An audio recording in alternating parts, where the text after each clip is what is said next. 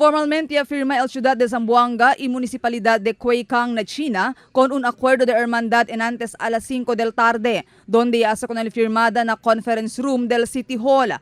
10 mga oficiales desde el Cueycang y mga negosyante, el yaliaga aquí na ciudad este día para atender con el ceremonia.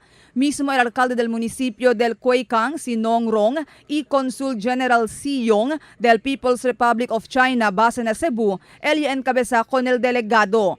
Asigún con la alcaldesa María Isabel Climaco Salazar y el alcalde del Cueycang, Nong Rong, ay beneficia a ambos el Ciudad de Zamboanga y el Municipalidad del Cueycang con este acuerdo de hermandad, especialmente en aspecto de trade and industry.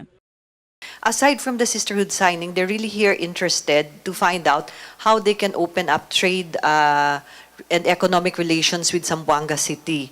Si Mira vosotros, uno del mga kompanya kaya sige junto ka namon el Mega Fishing, and they're already able to import some products from China. But on the other hand, what we're really interested is developing the raw materials that are found in the city of Zamboanga so that we will be able to export them out. Tarindigani kita gracias kay amidst all of these situations that are happening to us. We're very thankful because I come from a Chinese descent and our real family name is Lu, that we really have to touch base with China and look at the opportunities that we have, not only in trade and commerce, but people are really egging me that I must go back and really find out the roots of which my great-grandfather came from. I hope that cooperation and communication between our two cities will be the highlight of two countries. Thank you. Thank you all. Yabla pa el alcaldesa kay resulta este del letter of intent para entrar na mencionado acuerdo kaya firma ele y antes alcalde del Cueycang, Li Zinuan, na naning China del Septiembre 19, año 2015. Objeto según de este acuerdo amo para man promote mutual understanding y establece un buen relación siguiendo el principio del China-Philippine Bulletin for Establishing Diplomatic Relationship.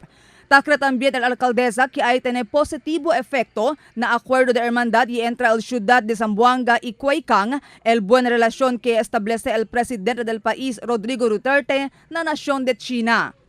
But we'd like to thank God that this is very timely, especially after the visit of His Excellency President Duterte in China.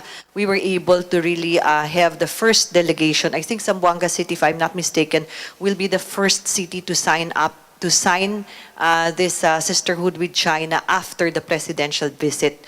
Mediante con este asegura el alcaldesa que hay continúa mantener el Ciudad de Zamboanga el buen relación na otro mga international community.